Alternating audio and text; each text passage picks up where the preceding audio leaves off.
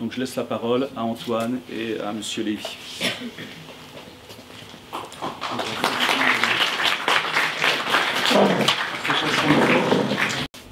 Alors bonjour à tous et à toutes. Donc l'idée pour l'heure ou la demi-heure qui vient, ça va dépendre si Roland est bavard ou pas, c'est de... En général pas beaucoup. En général pas beaucoup, c'est ce qui m'intéresse, donc je vais essayer de parler à sa place. Donc avant de commencer et d'écouter son témoignage, je vais faire un très bref rappel historique global. Et en fait l'idée c'est pas tant un interview, mais c'est surtout je vais essayer en tant qu'historien de replacer la trajectoire individuelle de Roland, de vous donner un peu des éléments de contexte pour voilà, replacer son parcours à lui dans l'histoire globale de la Shoah et de la Seconde Guerre mondiale, principalement en France. Donc voilà, avant de commencer, un petit rappel historique nécessaire. Donc pendant la Seconde Guerre mondiale, donc de 1939 à 1945, les nazis et leurs collaborateurs, comme l'a dit Alain, ont mis en place des politiques de persécution systématique des juifs d'Europe. Et les enfants juifs étaient des cibles privilégiées de ces politiques de persécution et d'extermination. Et on estime qu'entre 1 million et 1,5 million d'enfants juifs de moins de 14 ans ont été assassinés pendant la Shoah.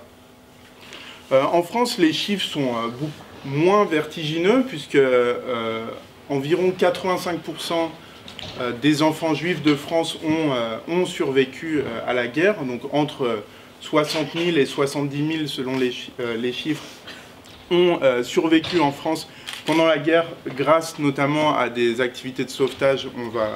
On va en parler, je pense. Donc pour bien s'entendre sur ce qu'on veut dire par enfants juifs cachés, donc c'est des enfants qui ont été cachés pendant la Shoah, pendant la guerre, pour échapper à l'arrestation, à la déportation et à l'extermination. Et qui ont donc été souvent, pendant la guerre, comme c'est le cas de Roland, ont été souvent séparés de leurs parents et ont dû renoncer et cacher leur identité juive pendant toute la guerre, ou du moins une partie. C'est bizarre. Est-ce que j'ai vraiment besoin d'un micro, hein? Oui. Ok, d'accord. Je pensais que ma voix portait, mais non, je me suis enflammé. Donc je vais laisser la parole à Roland qui va, donc je pense tout simplement pour commencer, nous parler un peu de votre famille, de vos parents et de leur situation au début de la Seconde Guerre mondiale, donc en 1939. Bonjour à tout le monde. N'hésitez surtout pas à poser des questions tout à l'heure, ou dès que vous avez envie de demander quelque chose. Eh ben, je suis né à Strasbourg, le 9 janvier 1939, à la clinique Adassa, qui depuis quelques mois n'existe plus. Et ma famille, ce sont des Strasbourgeois, de la petite bourgeoisie. Il y avait rien de très spécial à signaler, et il y a eu donc la déclaration de la guerre. Le 1er septembre 1939, il y a eu la déclaration de guerre. Et vous savez que les Strasbourgeois ont été évacués. Tout Strasbourg a été évacué dans le sud-ouest, notamment vers Périgueux. Et mon père a été rappelé, il était soldat français. Et en 1940, évidemment, il a été fait prisonnier au moment de l'armistice. Et lui, il a été prisonnier pendant toute la guerre. Étant juif, il a été mis dans des cas avec des droits communs polonais et russes. Mais bon, l'un dans l'autre, ça n'avait rien de comparable avec la déportation. Et en 1945, mon père est revenu. Ma mère, elle est allée à Boulogne-sur-Mer parce qu'elle travaillait dans une grande entreprise qui avait une dépendance à Boulogne-sur-Mer, et elle est donc partie là-bas avec sa mère et moi qui avait quelques mois. Et à Boulogne-sur-Mer, bon, ma mère a cherché un peu de travail, et un de ses travails momentanés, elle faisait l'interprète. de quelques heures par jour à la commandante Tour. Et un jour, on lui a dit qu'elle était sur la liste et qu'elle avait 2 heures pour partir. Donc elle est partie avec sa mère et moi. Il fallait franchir la ligne de débarcation. Je ne sais pas si vous avez déjà appris ça, la France avait été divisée par une ligne de débarcation et elle s'est réfugiée à Terrasson, qui est en Dordogne. Et alors vous savez que le 20 janvier 1942, il y a eu la conférence de Wannsee où la solution finale a été décidée. Alors, les gens disent que personne ne savait, je pense que c'est pas vrai, puisque ma mère se doutait qu'il se passait des choses un peu étranges. À Terrasson, il y a eu de nombreuses rafles. Il y avait les Juifs qui n'étaient pas français, qui venaient de l'Europe de l'Est. Ceux-là ont été raflés en premier. Et ma mère s'est dit que si on rafle cela, on raflera les autres aussi, ceux qui ont des bons passeports français. Et tout simplement, elle a demandé, elle a demandé si des gens connaissaient quelqu'un qui voudrait recueillir son fils.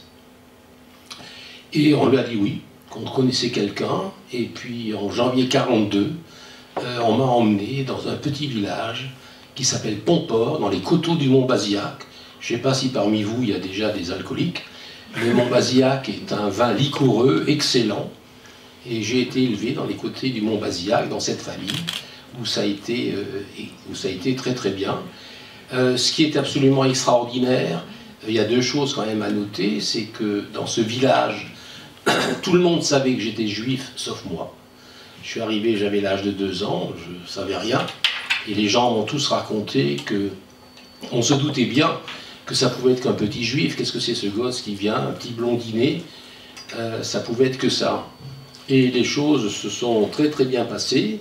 Il y a eu, bon, je savais, j'entendais parler, je ne me rendais pas du tout compte, du danger. Par contre, à la maison, chez les gens qui m'avaient recueilli, que j'appelle mon oncle et ma tante, bon, on parlait toute la journée, on parlait que de la guerre, on écoutait Radio Londres, bon, je savais qu'il y avait la guerre, mais le danger, je ne connaissais pas, le mot juif, je ne l'avais jamais entendu, les déportations, non. Je sais que quand on descendait, Bergerac, qui est la ville la plus proche, c'est à 13 km, quand on allait faire des courses en vélo, il y avait des soldats allemands, bon, les soldats allemands, ils étaient là, sans plus. Par contre, le 23 avril 1944, là, ça a été, comme on dit de nos jours, ça a été un peu chaud. Il y a un voisin qui a été dénoncé, qu'il avait des armes chez lui. Bon, les Allemands sont arrivés, ils ont entouré tout le village avec des camions et tout. Ils ont trouvé les armes, ils ont immédiatement fusillé cet homme et ses enfants. Et après, ils sont allés dans chaque maison. Donc nous, on a été tenus en joue. Bon, personne n'a parlé, ça a été quasiment un miracle. Quelqu'un aurait dit un seul mot, ben ce jour-là, on était fusillés également. Il ne s'est rien passé. Donc voilà pour ce qui s'est... Voilà pour Pomport.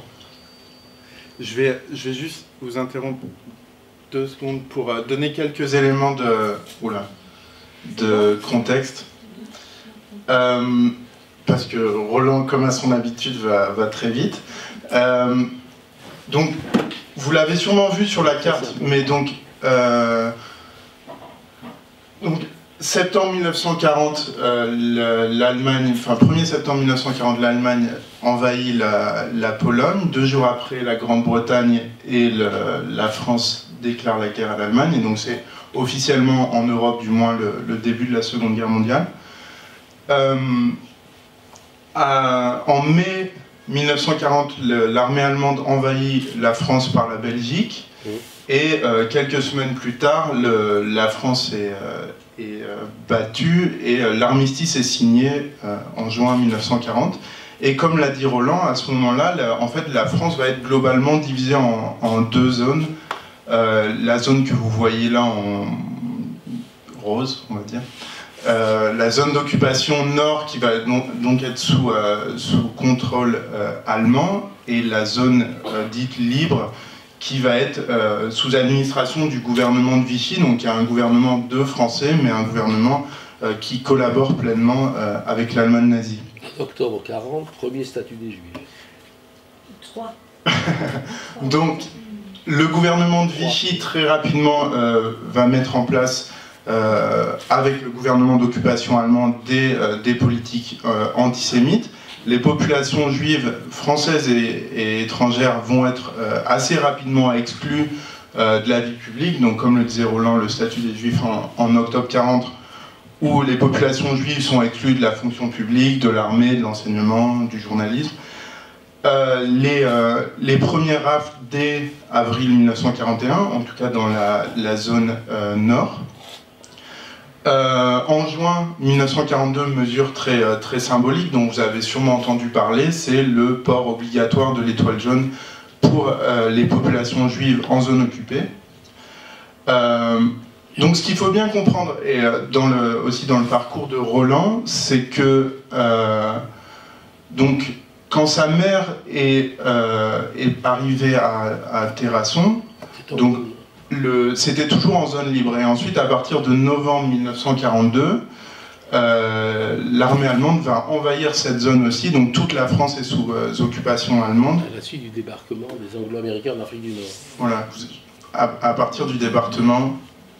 Pardon ? On n'entend pas. Oui, c'est ça. Le 11 novembre 1942, la zone libre est envahie à la suite du débarquement anglo-américain en Afrique du Nord. Donc Terrasson, c'est fini. Donc voilà, à partir de l'automne 1942, la région est sous occupation allemande, et ce qui explique, d'ailleurs, il y avait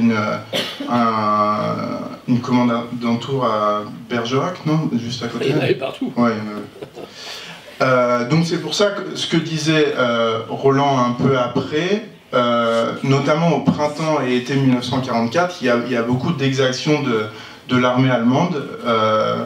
Donc vous avez parlé de cette arrestation et fusillade d'un résistant, printemps-été 44. J'avais vu aussi qu'à quelques kilomètres au nord de Pomport, à Mussidan, ah oui. donc voilà, une cinquantaine de civils qui en représailles avaient été assassinés par l'armée allemande. Il y a aussi Oradour. Oradour-sur-Glane, est-ce que vous pouvez nous en parler un petit peu ? Non, je ne peux pas parler d'Oradour-sur-Glane. La seule chose que je peux dire, qui est extrêmement intéressante, c'est que c'était à la suite... les Allemands, ils voyaient qu'il allait y avoir le débarquement, donc il y avait les régiments qui remontaient vers la Normandie.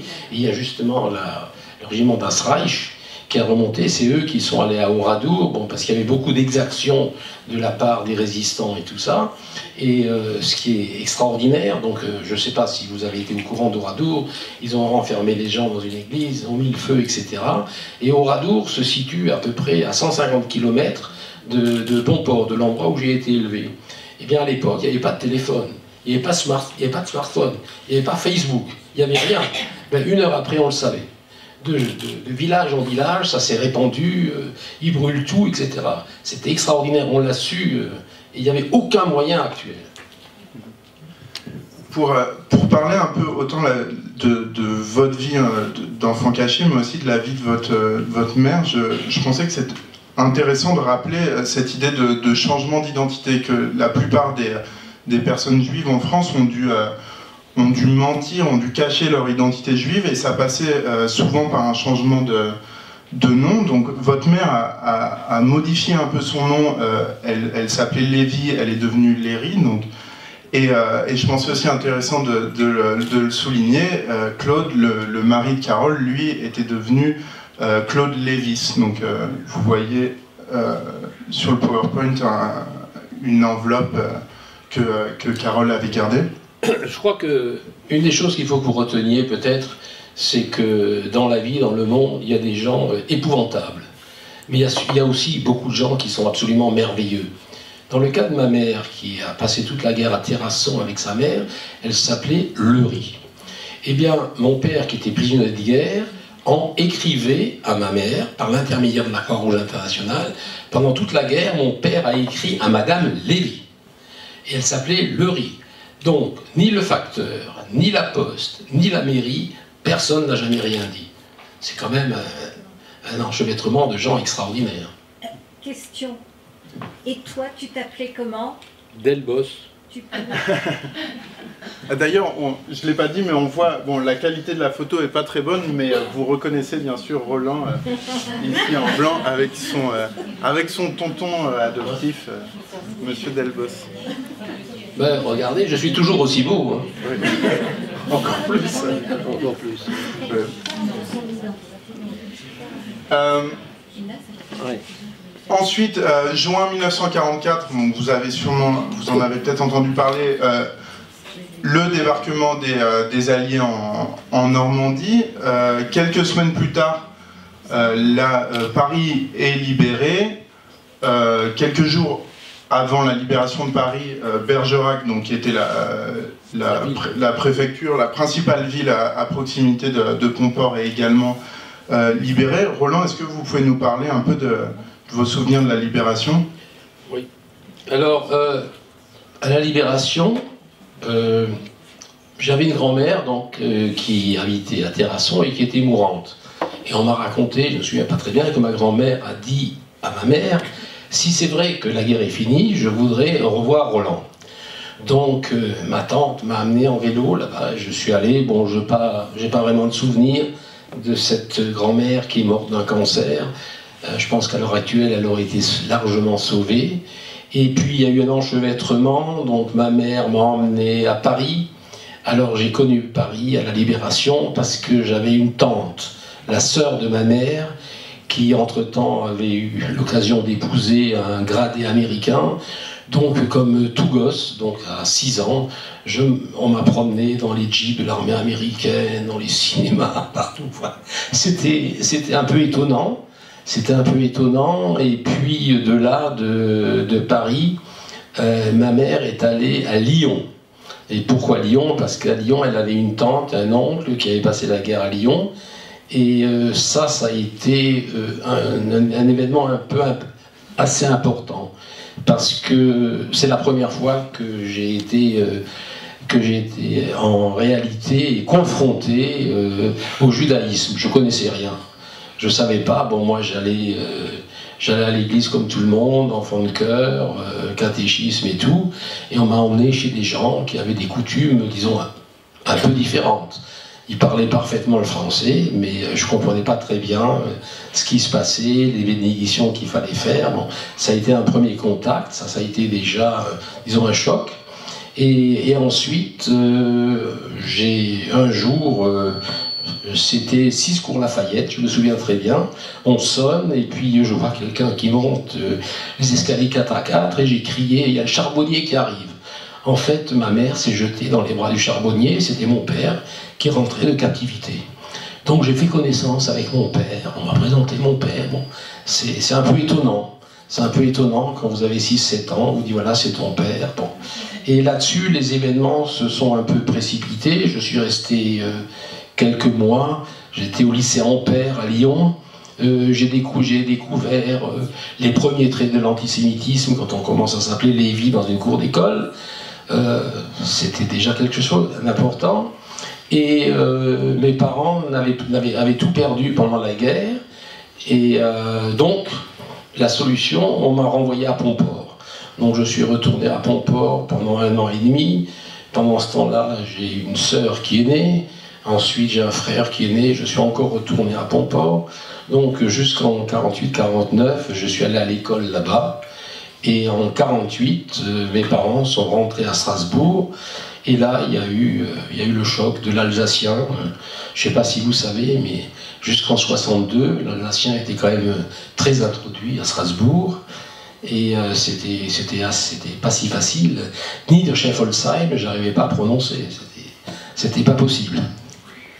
Juste interrompre 1 minute, parce que je pense qu'il y a plein de choses qui sont manquantes. Je voudrais juste, parce que je pense qu'on ne réalise pas, mais... c'est des questions en fait que tu as posées juste sur ce que vous avez dit. Je reviens sur ce qui a été dit avant parce que oh là, voilà. Quand vous avez été à Pomport, vous avez vu votre maman pendant cette... Jamais. Voilà. Ah, bon. Donc vous avez jamais vu votre maman, mais non, parce que c'est pas clair dans ce que vous avez dit, on n'arrive pas à comprendre. Donc vous l'avez jamais vue. Qu'est-ce qui fait qu'elle arrive à un moment? Parce que vous dites, voilà, ma mère m'a pris, elle m'a emmené à Paris et tout ça. Non, elle n'arrive pas. Je vous ai dit, Non, elle n'arrive pas. J'ai dit quand la guerre a été finie, ma grand-mère a communiqué avec mon oncle, je ne sais pas comment, en disant qu'il faut me ramener à Terrasson. Ma grand-mère veut me voir, comme ça, elle sera persuadée que la guerre est finie. Mais pendant ce laps de temps, j'ai vu personne. Et pareil pour le prénom, vous avez gardé votre prénom? Parce qu'on a parlé du changement de nom. Non, Roland, oui, toujours Roland. Toujours. Oui, Roland, oui. Et le nom de famille, vous aviez 3 ans. Ça a joué pour vous, le changement de nom? Pas vraiment, non. Voilà, c'était tout.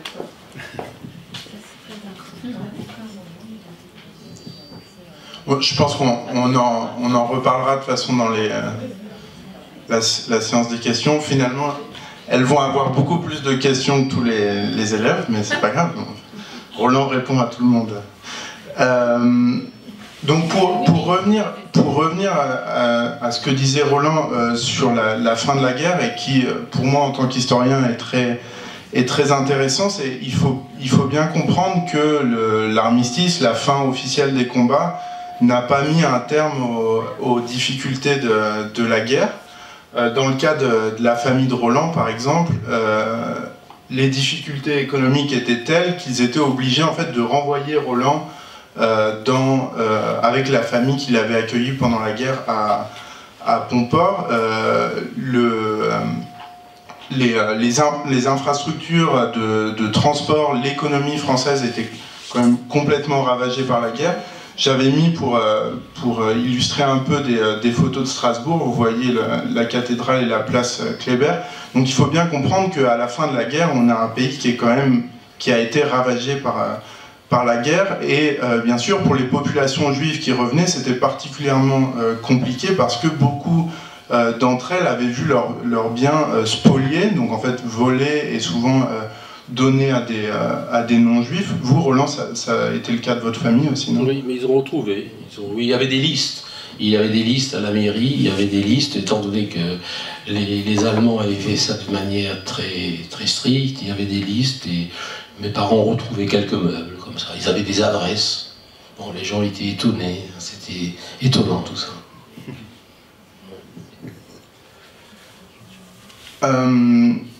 Bon, ensuite, on va accélérer un peu dans le temps, et puis comme ça, on aura plus de temps pour les questions après. Mais, Roland, est-ce que vous pouvez nous parler un peu de l'après-guerre, de vos relations avec les Delbos, et surtout de la question des Justes? Alors, ce que je voudrais dire d'abord, c'est qu'il faut que vous sachiez que dans ces gens-là, ça a été totalement désintéressé. Il n'y a pas eu le moindre échange d'argent. Bon, d'abord, je pense que ma mère n'aurait pas pu, mais j'ai l'exemple d'un ami qui, lui, avait été également caché, et les parents payaient, et quand les parents n'ont plus pu payer, il a eu une vie épouvantable. Il a dû dormir dans les granges, il a été battu. Bon. Dans mon cas, il n'y a eu rien que de l'amour et du sentiment, il n'y a rien eu d'autre. Quand on est rentré à Strasbourg, c'est sûr que j'étais un peu désorienté.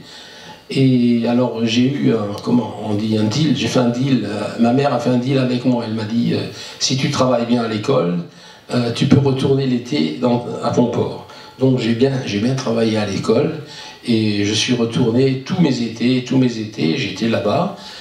Mon oncle était garagiste électricien, donc je travaillais pendant 2 mois et demi de l'été, je travaillais au garage, ou bien je travaillais dans l'installation d'électrique, et j'adorais ça. Par la suite, ils sont partis en Afrique, et quelques mois après, on m'a dit de me rendre dans une banque où l'argent m'attendait pour prendre l'avion, donc je suis également allé en Afrique.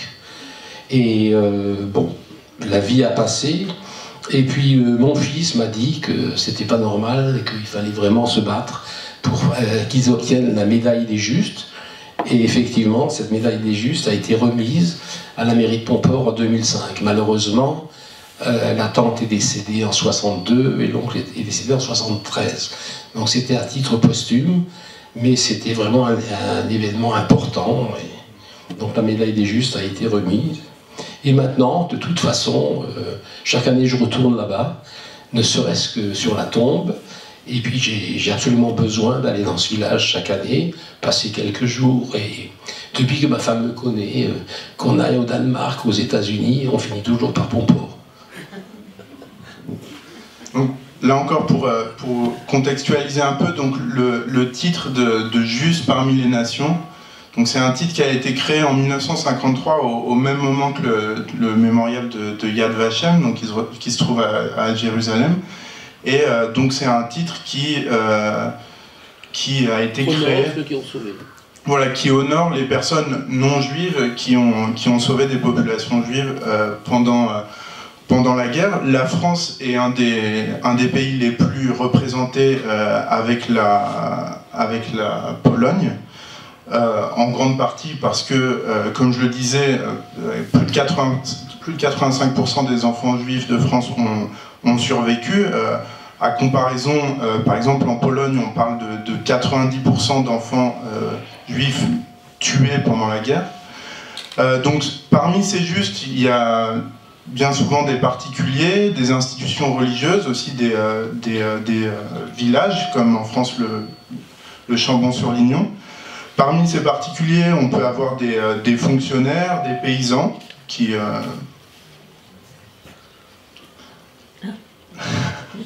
Ah d'accord, c'est les statistiques, je vous laisserai la précision après. Donc voilà, des paysans qui sont parmi les catégories professionnelles les plus représentées parmi les justes, des ouvriers, des cheminots. Et ce type d'aide, on a des gens comme les Delbos qui ont accueilli un ou plusieurs enfants juifs pendant la guerre, mais ça pouvait aussi consister à de l'aide humanitaire dans les camps d'internement français où se trouvaient parfois les populations juives en transit.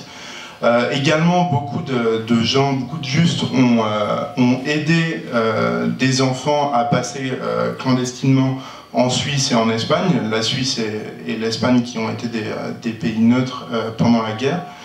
Mais également, ça pouvait être des actes un peu plus limités, comme la réalisation de fausses cartes d'identité, pour bien sûr aider les enfants à dissimuler leur identité juive, des faux certificats de baptême. Et des tickets de rationnement. Des tickets de rationnement.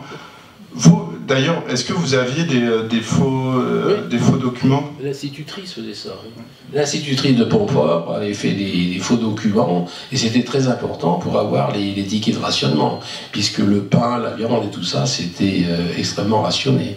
Donc l'institutrice qui, par la suite, j'étais dans l'école là-bas. Et certificat de baptême aussi? Non. Non, j'ai pas été baptisé. On habitait à côté de l'église. Le curé venait quasiment tous les jours prendre l'apéritif, mais il n'a jamais été question de me baptiser. Une dernière question piège, et après je laisse la parole à la salle. Que souhaiteriez-vous que les jeunes générations retiennent de votre témoignage? Je voudrais surtout que les jeunes retiennent qu'il y a des gens, dans la vie, il y a des gens absolument merveilleux, ça c'est déjà une chose qu'ils retiennent, et qu'il faut se battre contre le racisme de toutes sortes. Pas seulement, toutes les sortes de racisme sont à combattre, et il faut s'entraider. Et ces gens qui m'ont recueilli, m'ont élevé. Je pense qu'ils l'ont fait parce que on leur a dit il faut sauver un gosse, ils n'ont pas réfléchi. Et après je vous dirai autre chose. Alors tout ça, ça a aussi une incidence sur la suite. Parce que si tout à l'heure vous avez des questions de physique, vous pouvez venir. Je suis un spécialiste de la mécanique quantique et des lasers. Et je vais vous expliquer pourquoi. Quand il a s'agi de faire des études, je voulais faire médecine. Et ma mère m'a dit non. Ah bon. Elle m'a dit non parce que pendant la guerre, avec le statut de Vichy, le statut des Juifs, les médecins n'avaient pas le droit d'exercer. Et ma mère a dit qu'elle en a trop vu, c'était le malheur complet, et ces gens ne savaient rien faire par leur médecine, et ils n'avaient pas le droit d'exercer. Donc j'ai fait des études de sciences, et elle a gagné. Je peux aller travailler, dans 1 heure, je peux aller travailler aux États-Unis, en Russie, au Japon, en Corée. Voilà, ça c'est une chose. Et je voudrais juste conclure à ce que vous réfléchissiez, si demain, on vous amène un gosse et vous êtes en danger de mort, qu'allez-vous faire? pour les questions, je ne sais pas comment... On donne le micro. Mais il y avait tellement d'amour que Roland n'en demandait pas plus. Et c'est après que chacun nous disait « Oh, c'était un homme bourru, mais on n'allait pas le dénoncer, il était tellement bon. » Voilà, avec l'accent du coin. Et c'est vrai que Roland a besoin chaque année d'aller sur la tombe, de déposer une pierre comme on fait quand on va sur une tombe de quelqu'un qui est juif. Et ce qui fait que l'autre épouse du tonton, quand sa première épouse est décédée, se demandait pourquoi il y avait toujours une pierre sur la tombe. Cette dame est de Paris, et elle a posé des questions à des amis, et elles lui ont dit, c'est quelqu'un qui est juif qui dépose une pierre. Du coup, cette personne, chaque année, quand elle va sur la tombe de ses parents, elle dépose aussi une pierre sur la tombe du tonton, parce qu'elle savait qu'il avait tellement aimé cet enfant qu'elle avait besoin de faire pareil. Il s'agit le travail de la mémoire pour la prochaine génération et même plus tard. Comment est-ce qu'on va se souvenir de ces histoires? Écoutez, il y a... Comment? Bon, d'abord, il y a mes enfants, mes petits-enfants. Après, je ne sais pas. Puis il restera la littérature, il restera les films, la littérature, certaines institutions. Mais vous savez, il ne faut pas se faire d'illusions. Hein. Qui c'est qui se soucie actuellement de la guerre de 100 ans? Ça finira comme ça, hein, dans 4-5 générations. Ouais, ce sera... On a le temps, mais bon, c'est sûr que ça va s'estomper petit à petit. Mais je crois que ceux qui sont actuellement, les gens qui sont là, les générations à venir, je crois qu'il faut pas oublier, voilà. Il faut pas oublier, il faut savoir que ça a existé, il faut se conduire en conséquence.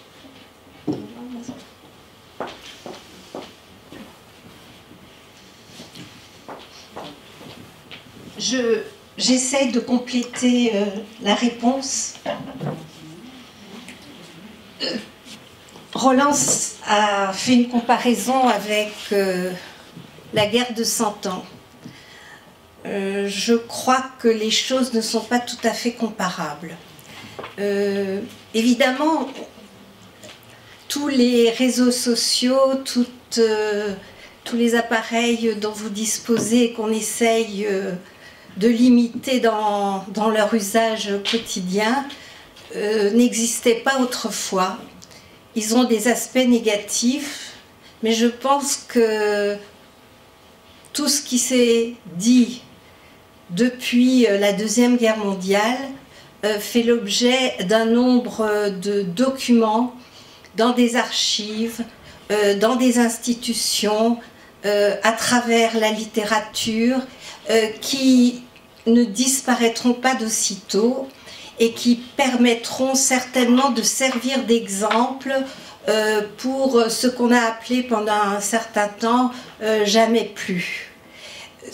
Vous venez de différents pays et je suis certaine que chacun et chacune d'entre vous, en interrogeant votre famille, doit pouvoir faire un lien avec votre histoire propre et avec l'histoire de vos pays respectifs. Et je crois que c'est là que se situe le lien et l'avenir de notre travail de mémoire. C'est que chacun de vous doit se rattacher à un événement concret, soit de votre famille, soit de votre pays d'origine ou d'accueil, et à travers ça, être un des maillons de la chaîne de la mémoire pour justement éviter que cela ne se reproduise. Et si vous avez l'occasion de voyager dans différents pays qui ont participé aux événements de la Deuxième Guerre mondiale, vous trouverez partout des lieux de mémoire qui vous permettent aussi de comprendre ce qui s'est passé. Évidemment, il y a les grandes institutions. Je crois que vous avez été ou vous irez au mémorial de la Shoah à Paris, mais vous avez par exemple des lieux de mémoire dans chaque pays. En Pologne, il y a énormément de lieux de mémoire et il y a de plus en plus de gens qui racontent leur histoire et qui nous permettent de savoir qu'il y a eu des gens, même s'ils n'ont pas le titre de juste parmi les nations, on peut élargir cette notion à des citoyens qui ont sauvé l'honneur de l'humanité. Tout le monde n'a pas obtenu un diplôme ou une médaille, mais il y a énormément de gens qui, par un acte spontané, ont permis de sauver des vies. Et je crois que le travail de mémoire, c'est à chacun de vous de le faire. Si chacun de vous, une fois qu'ils auront des enfants, raconte la séance d'aujourd'hui, ce que vous en avez retenu, je crois que ça sera déjà un résultat plus que positif pour la mémoire de tous ceux qui ont souffert. Oui, évidemment. Je voudrais aussi rajouter quelque chose, c'est que là vous avez un témoin qui parle, comme il le disait tout à l'heure, il a ses enfants et ses petits-enfants, la mémoire elle se transmet, qu'on le veuille ou non, aux descendants. Et il y a beaucoup de situations où les enfants ou les petits-enfants, eux, témoignent après et continuent à transmettre l'histoire de leurs parents. Moi j'en connais plusieurs qui interviennent comme ça et qui prolongent la mémoire. Maintenant vous, en ayant entendu un témoin, ben, vous allez vous aussi pouvoir prolonger la mémoire, comme raconter l'histoire de Monsieur Lévy ou d'autres que vous allez entendre, et ce sera votre façon à vous de prolonger la mémoire.